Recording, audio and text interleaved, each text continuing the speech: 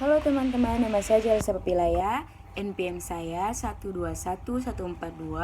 1211420119121. Di saat ini saya akan menjelaskan tentang patofisiologi dari penyakit glaukoma.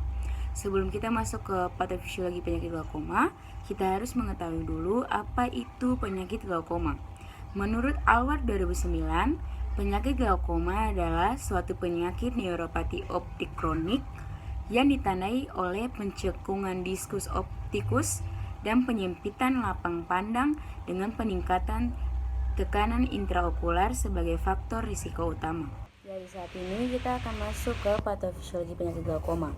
Menurut Tamsuri 2010, tingginya tekanan intraokular bergantung pada besarnya produksi humor aqueous oleh badan siliari dan mengalirkannya keluar.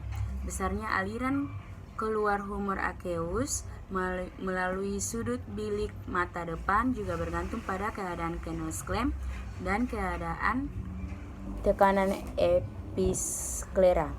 Tekanan intraokuler dianggap normal bila kurang dari 20 mmHg pada pemeriksaan dengan tonometer skios atau yang disebut dengan aplasty. Jika terjadi peningkatan tekanan intraokuli lebih dari 23 mmHg, diperlukan evaluasi lebih lanjut. Secara fisiologis, tekanan intraokuli yang tinggi akan menyebabkan terhambatnya aliran darah menuju serabut optik dan ke retina. Iskemia ini akan menimbulkan kerusakan fungsi secara bertahap. Apabila terjadi peningkatan tekanan intraokuler, akan timbul penggaungan dan degenerasi saraf optikus yang dapat disebabkan oleh beberapa faktor. Yang pertama yaitu gangguan perdarahan pada pupil yang menyebabkan degenerasi kulit berkas serabut saraf pada pupil saraf optik. Yang kedua, tekanan intraokuler yang tinggi secara mekanik menekan pupil saraf optik yang merupakan tempat dengan daya tahan paling lemah dan bola mata. Bagian tepi papil saraf otak relatif lebih kuat daripada bagian tengah sehingga terjadi penggaungan pada papil saraf optik. Yang ketiga, sampai saat ini patofisiologi dari kelainan ini sesungguhnya masih belum jelas. Yang keempat, kelainan lapang pandang pada glaukoma disebabkan oleh kerusakan serabut saraf optik. Kemudian dari sumber lain menjelaskan patofisiologi glaukoma sebagai berikut. Mekanisme utama penurunan penglihatan pada penyakit glaukoma disebabkan oleh penipisan lapisan serabut saraf dan lapisan inti dalam retina, serta berkurangnya akson di nervus opticus yang diakibatkan oleh kematian sel ganglion retina, sehingga terjadi penyempitan lapangan pandang. Ada dua teori mengenai mekanisme kerusakan serabut saraf oleh peningkatan tekanan intraokular. Pertama, peningkatan tekanan intraokular menyebabkan kerusakan mekanik pada akson nervus opticus. Peningkatan tekanan intraokular menyebabkan iskemia akson saraf akibat berkurangnya aliran darah pada papil nervi optiki. Tekanan tingginya intraokular bergantung pada besarnya produksi humor aqueous oleh badan siliari dan mengalirkannya keluar.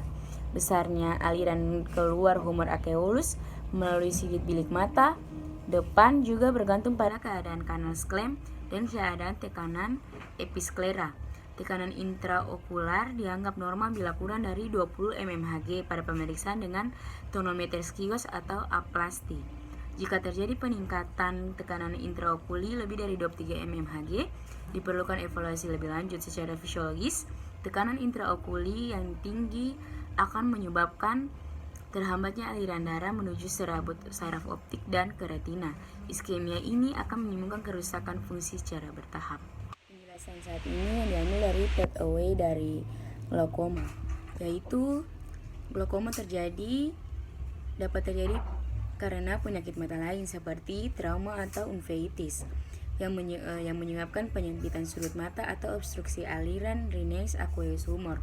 Kemudian ada juga kelainan anatomis atau kegagalan perkembangan organ mata. Dapat juga terjadi gangguan aliran Raynaud's. Kemudian glaukoma sudut terbuka atau obstruksi aliran aqueous humor dan glaukoma sudut tertutup atau Raynaud's aqueous humor terganggu.